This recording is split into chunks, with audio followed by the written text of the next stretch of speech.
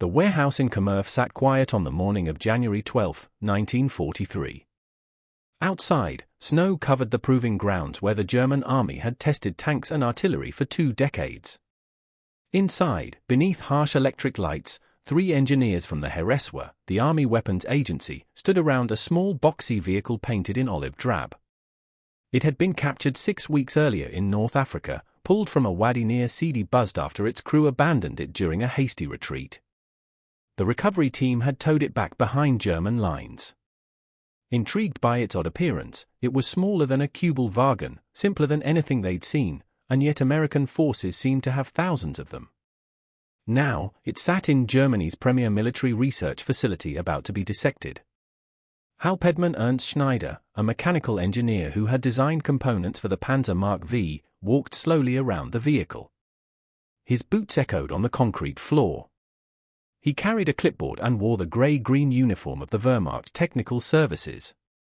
Beside him stood 2 civilian engineers from Daimler-Benz, men who had spent their careers perfecting automotive excellence, who understood that a proper military vehicle required precision, robust engineering, multiple redundancies. They had come expecting to confirm what everyone in the Reich already believed, that American equipment was crude, mass-produced garbage, the product of a nation that valued quantity over quality, that built everything quickly and cheaply. Because Americans themselves were soft, undisciplined, incapable of the engineering rigor that German industry represented. If you're enjoying this deep dive into the story, hit the subscribe button and let us know in the comments from where in the world you are watching from today. Schneider placed his hand on the vehicle's hood. The metal was thin stamped steel, perhaps 1/16 of an inch thick, a good strike with a rifle, but would dent it. He opened the hood and stared at the engine. It was a 4-cylinder inline motor, flathead design, displacing 134 cubic in crude cast iron block, simple valve train. Everything about it looked agricultural, like something that belonged on a farm tractor, not a military vehicle. One of the Daimler engineers, a man named Friedrich Vber, actually laughed. This is what they bring to fight the Wehrmacht. Mein Gott, look at this engine. We built better motors in 1930. But Schneider didn't laugh. He was counting the parts, counting the fasteners, counting the number of different bolt sizes. His expression grew more serious with each count. He moved to the transmission, a simple 3-speed manual with a 2-speed transfer case. He examined the suspension, leaf springs front and rear, the most basic design imaginable. He looked at the wheels, stamped steel, not even proper spoke wheels. Everything about this vehicle violated every principle of German engineering. And yet Schneider pulled out a specification sheet that intelligence had compiled from interrogations and captured documents. This vehicle, the Americans called it a Jeep, a name apparently derived from the military designation GP for general purpose, had been produced in staggering numbers. The sheet claimed over 100,000 had already been built with production accelerating. Ford and Willy's Overland, 2 companies, churning them out in multiple factories. He looked back at the Jeep. A question formed in his mind, one that would haunt German military leadership for the rest of the war. How could something this simple, this crude, this fundamentally wrong by every standard of proper engineering be winning? To understand what those engineers saw when they examined that Jeep, one must understand the philosophy that governed German military manufacturing in 1943. It was a philosophy born from tradition, from pride, from a belief system that equated complexity with superiority. German engineering had dominated Europe for decades before the war. Mercedes-Benz produced the world's finest automobiles. Zeiss crafted optical instruments of unmatched precision. Krupp forged artillery that set global standards. This wasn't propaganda. This was measurable reality. A German camera lens truly was sharper. A German machine tool truly did hold tighter tolerances. German craftsmen trained for years as apprentices before they were considered qualified. This excellence created a national identity. Germany saw itself as the land of Dichter-Unina poets and thinkers, but also of engineers and scientists. The periodic table was partly organized by German chemists. The diesel engine was German. Rocket science, jet engines, synthetic materials, Germany led in all of these fields. This wasn't empty boasting. These were facts. When applied to military equipment, this philosophy produced vehicles like the Kubelwagen, Germany's equivalent to the Jeep. The Kubelwagen was designed by Ferdinand Porsche, a man who would become legendary in automotive history. It featured a rear-mounted air-cooled engine, independent suspension on all four wheels, and a body shaped by aircraft designers to minimize weight while maximizing strength. It was clever. It was sophisticated. It was German. If you're enjoying this deep dive into the story, hit the subscribe button and let us know in the comments from where in the world you are watching from today. But the Kubelwagen required skilled labor to build. Its air-cooled engine demanded precise machining. Its independent suspension used intricate swing axles and reduction gears. Each vehicle took hundreds of man-hours to assemble. Quality control was rigorous. Components were inspected, measured, tested. Nothing left the factory unless it met specifications. This approach extended to everything Germany built. The Tiger tank mounted an 88mm gun of devastating accuracy and power, but each Tiger required 300,000 man-hours to produce. Its engine was a 23L V12 masterpiece that developed 700 horsepower. But it needed skilled mechanics to maintain and guzzled fuel at catastrophic rates. The Tiger was nearly invincible in combat. Germany built fewer than 1,400 of them in the entire war. The German military believed this was the correct approach. Wars were won by superior soldiers using superior equipment. One Tiger could destroy 5 American Sherman tanks. One Messerschmitt Bf 109 could shoot down multiple Allied fighters. One German division properly equipped and trained could defeat 2 or 3 Allied divisions. Quality would triumph over quantity. This belief was reinforced by early successes. In 1940, Germany had conquered France in 6 weeks. In 1941, German armored spearheads had driven 500m into the Soviet Union in the war's first month. The Blitzkrieg worked. Speed, violence, and superior equipment had overwhelmed numerically larger enemies. The Wehrmacht had proven the concept. Why would they change? By 1943, when that Jeep arrived at Kumersdorf, Germany controlled territory from the Atlantic coast to the Vula River, from Norway to North Africa. The Reich had conquered 2 continents. It had done so with armies that man for man and machine for machine were superior to anything their enemies fielded. The German soldier was better trained, better led, and better equipped. This was simply true.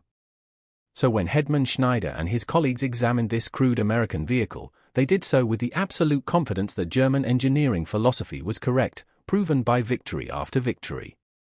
The Jeep with its primitive engine and stamped steel body was exactly what they expected from America. Quantity without quality, production without pride, vehicles built by a nation, and that didn't understand warfare. Schneider began his examination systematically, the way German engineers approached everything with methodical precision.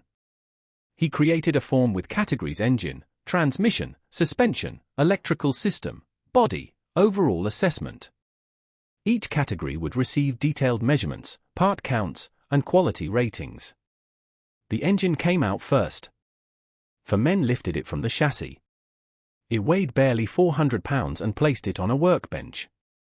Schneider disassembled it completely, laying each component in organized rows, connecting rods, pistons, crankshaft, camshaft, valves.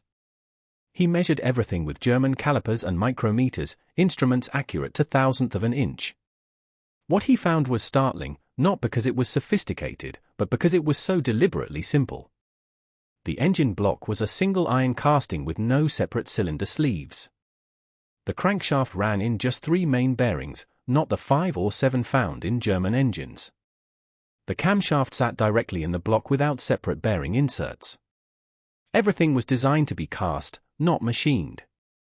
Weber, the Daimler engineer, pointed out each shortcoming. Look at this crankshaft. No counterweights. The vibration must be terrible. And these pistons cast aluminum, not forged. They'll fail under sustained high RPM. But Schneider was looking at something else. He was counting fasteners.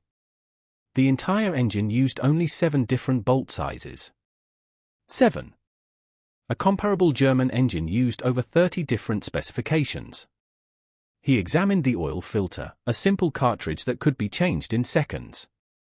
German engines used complex filtration systems requiring partial disassembly to service. If you're enjoying this deep dive into the story, hit the subscribe button and let us know in the comments from where in the world you are watching from today. The carburetor was a revelation. It was a single-barrel unit, crude but accessible. Schneider could see how it worked just by looking at it. No hidden passages, no complex linkages. He timed himself disassembling it. For minutes. Reassembly 6 minutes. A comparable German carburetor required specialized tools and training. He'd seen mechanics spend an hour adjusting them properly. The electrical system was equally crude. The generator produced just 30 amps. The battery was a standard 6V unit, but everything was mounted externally, easily accessible. Every wire was color-coded, and a simple diagram was stamped on a metal plate riveted to the firewall. A diagram as if the designers assumed the mechanics would be incompetent, needing pictures to understand what connected to what. It was almost insulting. German vehicles came with detailed manuals, yes, but they assumed the mechanic had proper training. They assumed expertise. This Jeep assumed nothing. It was designed for idiots. Schneider moved to the transmission and transfer case. Again, brutal simplicity. The gears were cut rather than ground, leaving visible tool marks. German gears were ground smooth after cutting, then often lapped for final precision. These gears looked agricultural, but they were also large, overbuilt with thick teeth that could absorb tremendous shock loads. The transfer case offered a 2-speed reduction, giving the Jeep exceptional low-range torque, but the mechanism was so simple, just a sliding collar and 2 gear sets that Schneider could see exactly how it functioned. No complex planetary gears, no intricate dog clutches. A farm boy could understand this by looking at it. By the end of the first day, Schneider had filled 20 pages with notes and measurements. The other engineers had grown bored and left. This was beneath them, examining American garbage. They had proper work to do. Real engineering projects that mattered. But Schneider stayed because with each measurement, each part counted, each system analyzed, a disturbing picture was emerging. This vehicle wasn't crude because American engineers were incompetent. It was crude because they had designed it to be crude deliberately, intentionally. Every simplification was purposeful. Every reduction in complexity was calculated. And if that was true, it meant the Americans understood something about war that Germany had missed. Something fundamental, something that might explain why, despite German superiority in engineering, despite victories across 2 continents, the war was beginning to turn against them. Schneider spent the second day focused entirely on production analysis. This was the aspect that troubled him most. He requisitioned intelligence files on American automotive manufacturing compiled from pre-war industrial surveys, reports from German businessmen who had visited Detroit, and recent analyses of captured equipment serial numbers. The Jeep before him bore a serial number indicating it was manufactured by Willy's Overland in Toledo, Ohio in November of 1942. But intelligence indicated Ford was also building identical vehicles at plants in Michigan and New Jersey. 2 companies, multiple factories, producing the exact same vehicle to interchangeable specifications. Schneider knew what this meant. The Americans had standardized everything. Every bolt, every bracket, every wire clip was identical regardless of which factory produced it, apart from a Willy's Jeep would fit perfectly on a Ford Jeep. This was mass production at a scale Germany had never attempted. He pulled production figures from the intelligence files. In 1941, Willys and Ford together had produced 48,000 Jeeps. In 1942, the number jumped to 159,000. Projections for 1943 estimated over 250,000. These weren't estimates from Allied propaganda. These were German intelligence calculations based on shipping manifests, factory size assessments, and serial number analyses. Schneider did the mathematics. Assuming 300 working days per year, American factories were producing over 800 Jeeps per day. He looked at the vehicle before him. Complex enough to be functional, simple enough to build in hours rather than days.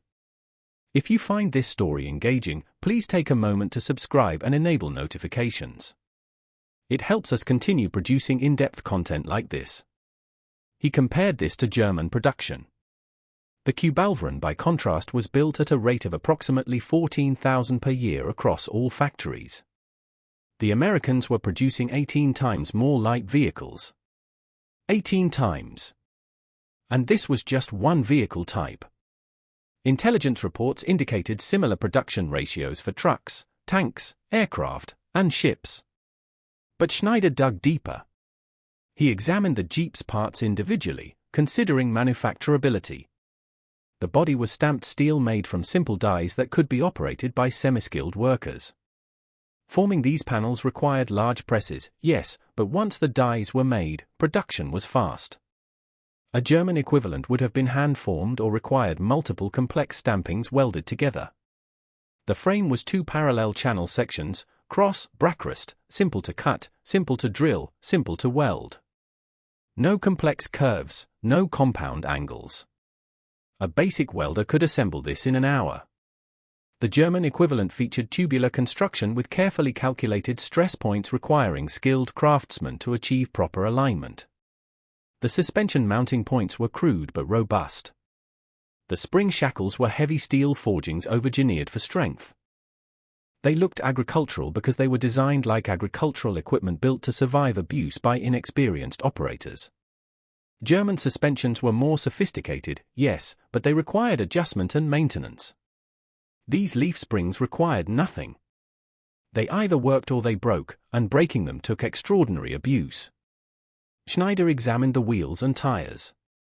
The wheels were stamped steel, 3 pieces welded together, crude but stampable on massive presses at high speed. The tires were bias ply size 7 to 100 by 16, nothing special, but intelligence indicated the Americans had standardized this size across multiple vehicle types. The same tire that fit the Jeep also fit certain trucks. This meant simplified logistics, interchangeable spares. He moved to the engine again. This time analyzing it from a production standpoint. The cylinder block was a single iron casting. 1 piece poured in a mold, cooled, then machined. The machining required only basic operations. Boring the cylinders, facing the deck, cutting the valve seats. Any machine shop could do this work. The cylinder head was another simple casting. The manifolds were cast iron, not fabricated steel. Every component was designed for mass production. Nothing required hand fitting. Nothing required adjustment by skilled craftsmen. The entire vehicle could be assembled by workers with minimal training using basic tools. The Americans had even designed special wrenches combination tools that fit multiple fastener sizes, reducing the number of tools required. Weber had dismissed this as evidence of American incompetence. They designed for their workers' stupidity, he'd said. But Schneider was beginning to see it differently. The Americans weren't designing for stupidity. They were designing for scale. They were designing for an entirely different kind of war than Germany was fighting. He pulled out his notes from a lecture he'd attended in 1941 given by a war logistics officer. The officer had calculated that Germany could sustain approximately 3 million men in the field with existing industrial capacity. This assumed normal attrition rates, standard equipment replacement schedules, and the full output of German factories plus occupied territories. The Americans, according to that same officer, could theoretically field similar numbers, but their equipment would be inferior, their logistics would be strained by the Atlantic crossing, and their soldiers would lack German training and discipline. Quality would defeat quantity. Schneider looked at the Jeep. What if the assumptions were wrong? What if the Americans could produce equipment faster than Germany could destroy it? What if simplicity was actually strategic? On the 5th day of examination, Schneider compiled his findings into a formal report. Standard practice required him to submit it through channels to the Heereswaffenamt Technical Directorate, where it would be reviewed, summarized, and filed. but something about his conclusions troubled him enough that he requested a meeting with General Major Wilhelm von Thoma, who had recently returned from North Africa and was consulting on armored vehicle development. Von Thoma agreed to visit Kumersdorf on January 19, 1943. He arrived in the afternoon, a tall man with a scarred face and the Knight's Cross at his throat. He'd commanded panzer units in Poland, France, and Russia before being sent to Africa. He'd been captured by the British at L'Alamein and recently repatriated in a prisoner exchange due to his injuries. Schneider presented the jeep and his findings in a conference room adjacent to the workshop. Von Thoma listened without interrupting, smoking cigarettes and studying the photographs and specifications Schneider had prepared. When Schneider finished, von Thoma was quiet for a long moment. Then he spoke, and what he said was not what Schneider expected. "I have ridden in these vehicles," von Thoma said quietly. "The British captured hundreds in North Africa. They love them. Their officers use them constantly. I was transported to the prison camp in one." He paused. "In 2 years of combat, I never saw one broken down at the side of the road. Not one." If you find this story engaging, please take a moment to subscribe and enable notifications. It helps us continue producing in-depth content like this. He stood and walked to the jeep, placing his hand on the same hood Schneider had touched days earlier. "Do you know what I saw in Africa?" "Helped. I saw British supply columns that stretched to the horizon. Trucks. Thousands of trucks all running. All moving American trucks, most of them. I saw airfields where the British had more petrol in drums than we had in all of Rommel's army." Von Thoma turned back to Schneider. "We kept destroying their equipment. We would overrun a position and find it abandoned, filled with supplies. Ammunition, food, water, fuel, medical supplies, all left behind because they had so much more coming. We thought we were winning because we were destroying their equipment, but we were not winning. We were drowning." He picked up Schneider's report, flipping through the pages. "Your analysis is correct. This vehicle is crude. But I will tell you what it is not. It is not unreliable. It is not difficult to repair. It is not rare. In North Africa, the Americans and British had these vehicles in such numbers that they used them for everything. Reconnaissance, supply transport, ambulances, gun tractors, command vehicles, even fighting vehicles with mounted machine guns. We had the Kubelwagen, which is superior in every technical measure. But we had thousands. They had tens of thousands. When one of theirs broke, they pushed it aside and took another. When one of ours broke, we spent hours repairing it because we had no replacement." Schneider felt something shift in his understanding. "Herr General, are you saying that their approach is superior?" "I am saying their approach is different and we have not adapted to it." Von Thoma sat down heavily, suddenly looking very tired. "German manufacturing is designed for a European war. Short decisive campaigns, quality equipment maintained by skilled mechanics. We win the initial battles with superior training and machines. Then we consolidate, refit, and prepare for the next campaign." He gestured at the jeep. "The Americans are not planning a European war. They are planning an industrial war, a war of attrition, where victory goes not to the most skilled, but to the side that can sustain losses and continue fighting. They are building equipment that any fool can operate and any half-trained mechanic can repair. They are building it in such quantities that losses are irrelevant. Schneider absorbed this and we cannot match their production." Von Thoma shook his head. "We are already stretched to maximum capacity. Every factory in Germany and occupied Europe is working around the clock. We are conscripting workers from conquered territories. We are using prisoners of war.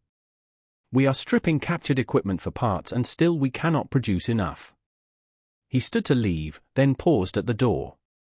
"Complete your report, Headman. Make it thorough. Send copies to every relevant office. Perhaps someone will listen. But I suspect they will not. Germany has convinced itself that quality defeats quantity. We have proven it in battle after battle. Why would we change? But you believe we should change. Von Thoma looked back at the Jeep one final time. "I believe we should understand what we are facing. The Americans are not sending their best equipment to fight us. They are sending their most producible equipment. There is a difference. And if we do not grasp the difference, we will lose this war." After von Thoma's visit, Schneider expanded his investigation. He requisitioned every intelligence file available on American industrial capacity. What he discovered was more troubling than the Jeep itself. The Jeep was merely a symptom of a larger strategic reality that Germany had systematically failed to understand. The files contained pre-war assessments of American manufacturing capability compiled by German military attaches and business representatives who had visited the United States in the 1930s. These reports were detailed, accurate, and alarming. They documented industrial facilities on a scale that didn't exist in Europe. Ford's River Rouge complex in Michigan encompassed over 2 square miles of factory floor space. It had its own steel mill, glass plant, and power station.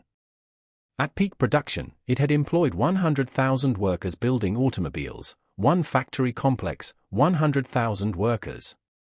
Willow Run, a new bomber plant built by Ford outside Detroit, was documented in 1942 intelligence updates. The building was 3,200 feet long, over half a mile, and a mile wide. It was the largest room under one roof in the world. Intelligence estimated it could produce one B-24 Liberator bomber every 63 minutes once fully operational. Schneider cross-referenced these reports with German production figures. The entire German aircraft industry combining Messerschmitt, Faller, Wolf, Hankel, Juners, and every other manufacturer had produced approximately 15,000 aircraft in 1942. American estimates suggested they would produce 47,000 in 1943. The disparity wasn't just in aviation. Ship construction figures were even more stark. American shipyards were producing Liberty ships 10,000-ton cargo vessels in an average of 42 days from coup laying to launch. Some yards had reduced this to under 30 days. Germany's entire merchant marine built over decades totaled approximately 4 million tons. America was adding over 8 million tons per year of new construction. But the most disturbing information came from tank production analyses.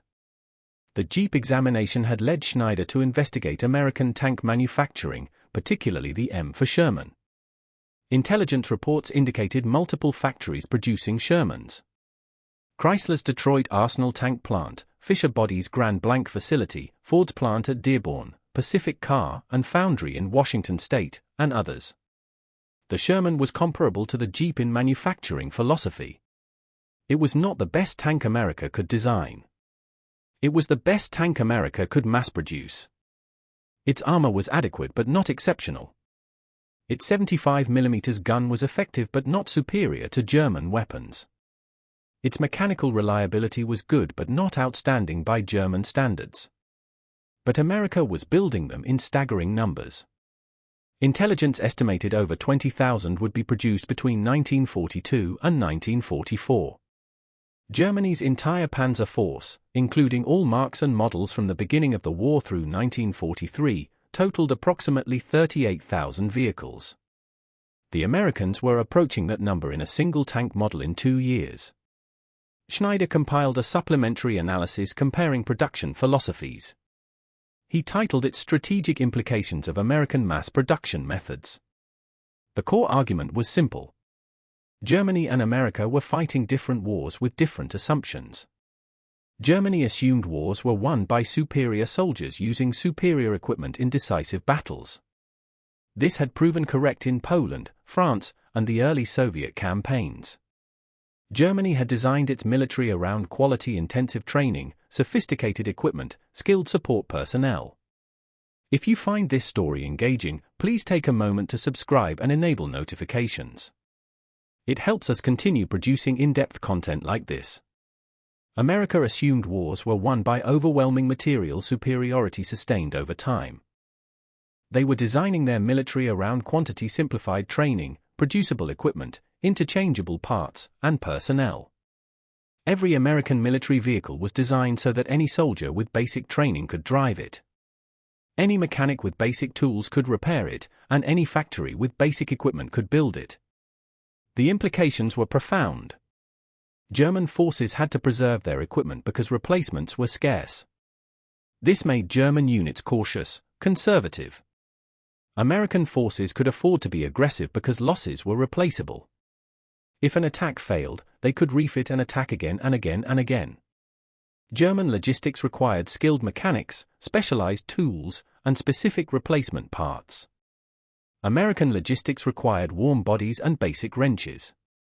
A German panzer division that lost half its tanks needed weeks to refit, waiting for new tanks to arrive from Germany, hoping they arrived before the division was committed to combat again. An American armored division that lost half its tanks could be back at full strength in days, drawing from replacement pools that seemed inexhaustible. Schneider documented specific examples from North Africa. After the Battle of Kasserine Pass in February 1943, where German forces had mauled inexperienced American units, intelligence had tracked the American recovery. Within 3 weeks, the Americans had completely replaced their losses. New tanks, new trucks, new jeeps, all delivered by ship to North African ports, then moved inland. The units that had been shattered at Kasserine were combat-ready again before German forces could exploit their victory. The Wehrmacht, by contrast, had never fully replaced losses sustained in the 1941 Russian campaign. Divisions that started Operation Barbarossa with over 200 tanks were still operating with 70 or 80 tanks 2 years later. The replacement simply didn't exist. Schneider submitted his completed report on February 3, 1943. It totaled 87 pages, including photographs, technical drawings, production analyses, and strategic assessments. He sent copies to the Heereswaffenamt Technical Directorate, the Vehicle and War Production, and directly to General Major von Thommer's office. The response was swift and entirely predictable. Within a week, Schneider received a memo from his superior officer at the Heereswaffenamt. The tone was formal but unmistakably dismissive. The memo acknowledged the thoroughness of his technical analysis, but questioned his strategic conclusions. It stated that while American production capacity was noted, German intelligence had always been aware of American industrial potential. The memo emphasized that wars were won by soldiers, not factories, and that German tactical superiority had repeatedly proven decisive against numerically superior forces. The memo concluded by redirecting Schneider's efforts toward more pressing concerns, analyzing captured Soviet equipment, and assessing vulnerabilities in the new 34 tank. The Jeep analysis was filed and forgotten. But Schneider's report did reach one person who took it seriously. Albert Speer, the Vice Minister for Armaments and War Production. Speer had been appointed to the position in February 1942 after Fritz Tote's death. Unlike many in the Nazi leadership, Speer was a pragmatist who understood industrial realities. He had already begun restructuring German war production, attempting to rationalize manufacturing and increase output. Speer's office contacted Schneider in March 1943 requesting a meeting in Berlin. Schneider traveled to the Reich Ministry expecting a brief consultation. Instead, he spent 3 hours presenting his findings to Speer and a small group of industrial planners. Speer listened intently, taking notes, asking detailed questions about American production methods. When Schneider finished, Speer was quiet for a moment, then spoke with characteristic directness. "Everything you have documented confirms what I have been arguing for a year. Germany cannot win a war of attrition against the combined industrial capacity of America, Britain, and the Soviet Union. Our only hope is to maximize production efficiency, simplify designs, and pray that our tactical superiority buys enough time for political solutions." He gestured at Schneider's report. "I will use this. I will show it to the Führer, to Göring, to anyone who will listen. But I must be honest with you, a man. They will not believe it. They will say that German spirit defeats American materialism. They will cite our victories as proof. They will dismiss your analysis as defeatist." Speer proved correct. Hitler, when presented with evidence of American production superiority, responded with rage. He insisted that German quality would triumph, that American equipment was inferior, that American soldiers were cowards who would collapse under determined assault. He pointed to German successes in Russia, in North Africa, in the Atlantic. He demanded increased production through willpower and discipline, not through fundamental changes in manufacturing philosophy. Göring, the head of the Luftwaffe, dismissed the report entirely. He claimed his intelligence services had better information and that American production figures were exaggerated propaganda. When presented with photographic evidence of American factories, he suggested they were elaborate fakes, movie sets designed to intimidate Germany. Only within Speer's ministry did Schneider's analysis have impact. Speer initiated several programs attempting to emulate American mass production methods. He pushed for standardization across vehicle types. He advocated for simplified tank designs. He argued for concentrating production in fewer, larger facilities using assembly line methods. But he faced constant resistance. The Wehrmacht wanted the Tiger and Panther tanks, sophisticated machines that required extensive manufacturing time. The Luftwaffe demanded advanced fighters with complex engines. Every service branch insisted that quality could not be sacrificed. Speer managed some improvements. German war production did increase through 1943 and into 1944, but he could never achieve the fundamental philosophical shift that Schneider's analysis suggested was necessary. Schneider himself was transferred to the Eastern Front in May 1943, assigned to a Panzer Division's maintenance battalion. The transfer was officially described as necessary for manpower needs. But Schneider suspected it was partially punishment for conclusions that embarrassed his superiors. He would spend the next 2 years watching German forces slowly ground down by exactly the material superiority he had documented. What Schneider had predicted in his report unfolded with mathematical precision across every theater of the war. The Jeep he examined in January 1943 was merely the first ripple of a tsunami of American production that would ultimately overwhelm Axis forces. By the end of 1943, American factories had produced 640,000 Jeeps. The number that would eventually conquer 2 continents wasn't hyperbole. It was conservative accounting. By war's end in 1945, total Jeep production exceeded 640,000 units, with vehicles serving on every front where American and Allied forces operated. These vehicles became ubiquitous. Every American infantry division received 553 Jeeps as part of its standard equipment allocation. Armored divisions received over 600. Even non-combat units received them in abundance. The Jeep transformed military mobility in ways that sophisticated German vehicles never could, precisely because they were simple, reliable, and inexhaustible.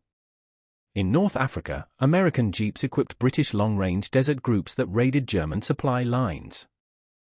In Sicily and Italy, they navigated mountain roads that German vehicles couldn't traverse. On D-Day, June 6, 1944, over 2,000 Jeeps landed on the beaches of Normandy in the invasion's first wave. Within a month, 40,000 had been delivered to France. The strategic impact was exactly what Schneider had calculated, but the Wehrmacht had refused to accept.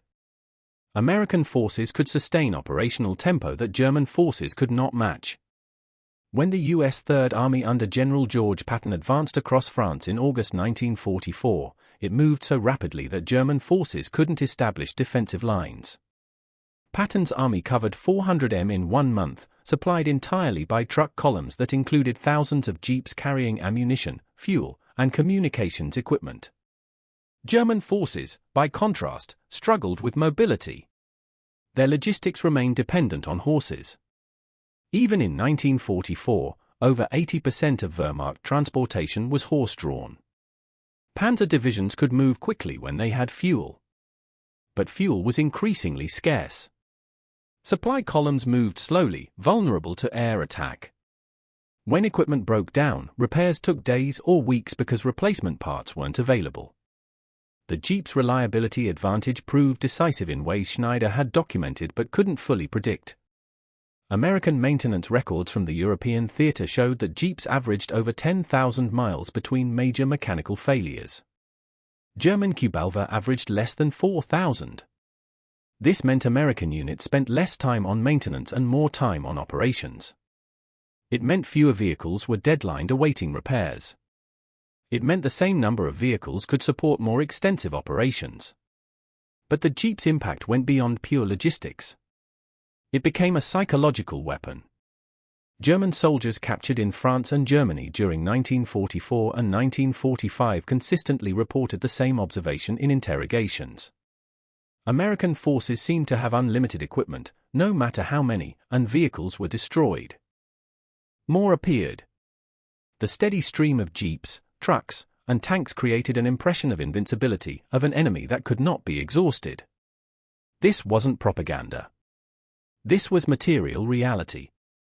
American industrial production in 1944 reached levels that still seem fantastical: 4,000 tanks per month, 2,000 artillery pieces per month, 11,000 aircraft per month, 300 ships per month. And underlying all of this, 640,000 jeeps over 3 years, 98,000 Sherman tanks, 2 million trucks, 400,000 artillery pieces. Germany, fighting on multiple fronts, produced approximately 40,000 armored vehicles of all types. During the entire war, America produced that many Shermans in 6 months. The disparity that Schneider had calculated while examining one crude jeep in a warehouse at Kumersdorf proved to be the strategic reality that decided the war's outcome. The philosophical difference between German and American approaches became increasingly clear as the war progressed. Germany continued to develop more sophisticated weapons. The Tiger II tank, the Me-262 jet fighter, the Type XXIU boat, each technologically superior to Allied equivalents. But these weapons arrived in insufficient numbers and too late to affect the war's outcome.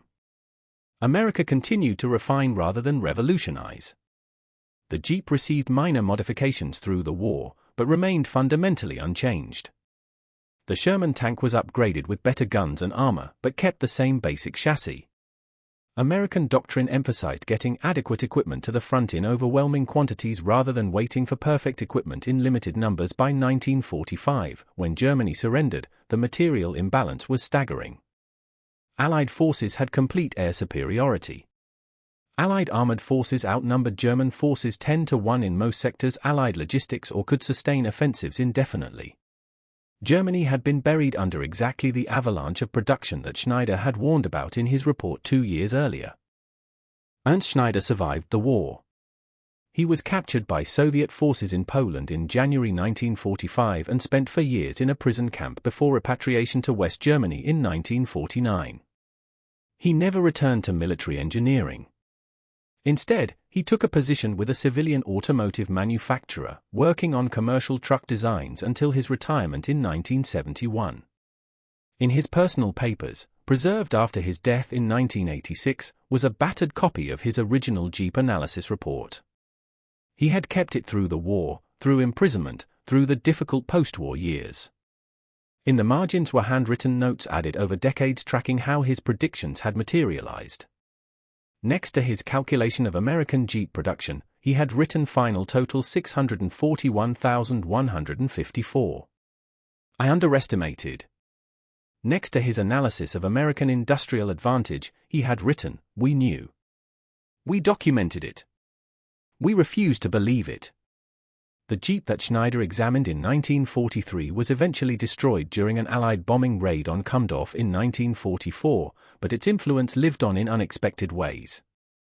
After the war, access to Schneider's report and similar technical analyses influenced European automotive design. The philosophy of simplicity, reliability, and producability that the Jeep embodied began appearing in civilian vehicles. The British Land Rover, introduced in 1948, was directly inspired by wartime Jeeps that British forces had used and admired. Its designers deliberately pursued simplicity over sophistication. The vehicle used a ladder frame, leaf spring suspension, and a simple 4-cylinder engine. It became one of Britain's most successful automotive exports. In Germany, the post-war Volkswagen Beetle's success owed much to lessons learned from American mass production methods. Ferdinand Porsche, who had designed the complex Kubelwagen, applied simpler philosophies to the Beetle. The vehicle was designed for manufacturing efficiency with stamped steel body panels, minimal parts variation, and assembly methods that required limited skilled labor. It became the best-selling car design in history. The broader strategic lessons from Schneider's analysis were studied extensively in post-war military colleges. The report became a case study in how institutional bias can blind organizations to inconvenient truths. German military leadership had possessed accurate intelligence about American industrial capacity. They had documented it, analyzed it, and then dismissed it because it contradicted their fundamental assumptions about warfare. This cognitive failure wasn't unique to Germany. Similar patterns appear throughout military history. Organizations that ignore evidence that contradicts established doctrine, that dismiss threats that don't fit expected patterns, that cling to comfortable beliefs despite contradictory data. The Jeep itself entered legend. After the war, surplus military Jeeps flooded civilian markets worldwide. They appeared in European farms, African missions, Asian villages. Their ruggedness and simplicity made them ideal for developing regions. In many countries, Jeep became a generic term for any small four-wheel drive vehicle like Xerox for photocopiers. The civilian Jeep, introduced by Willy's Overland in 1945, spawned an entire category of vehicles. The concept of a simple, capable, go-anywhere vehicle proved so appealing that it survived long after military utility vehicles evolved into sophisticated machines. Modern Jeeps bear little mechanical resemblance to the one Schneider examined, but they descend directly from that design philosophy. Adequate capability, broad accessibility, personality over perfection. The strategic lesson that wars of attrition favor producibility over perfection has shaped military procurement ever since. Modern defense planners explicitly balance capability against manufacturability. The question isn't just is this the best weapon, but can we build enough of them? Yet the lesson is repeatedly forgotten. Military services still push for exquisite, expensive, technically sophisticated equipment when simpler, cheaper, more numerous alternatives might serve better. The debate between quality and quantity between the Tiger tank and the Sherman tank, between the Kubelwagen and the Jeep, continues in modern form with fighter jets, ships, and armored vehicles. Schneider's report ended with a conclusion that proved prophetic.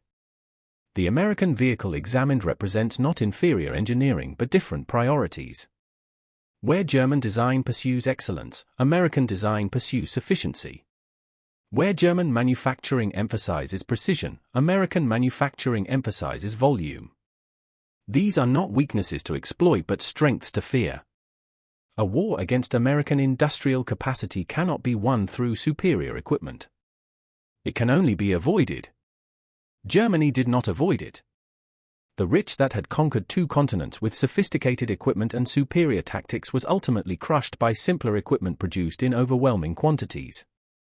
The Jeep that Schneider examined in that warehouse at Kumersdorf was a messenger delivering a warning that Germany would not accept. By the time the full implications became undeniable, it was far too late. 640,000 Jeeps, 2 million trucks, 98,000 tanks, 400,000 aircraft. This was the avalanche that buried the Third Reich. It began with one crude, simple, deliberately unsophisticated vehicle that German engineers examined and dismissed. In that dismissal lay the seeds of strategic defeat. The Americans had understood something fundamental. In total war, adequate equipment that exists defeats perfect equipment that doesn't. The Jeep proved it 640,000 times over. Thank you for watching. For more detailed historical breakdowns, check out the other videos on your screen now. And don't forget to subscribe.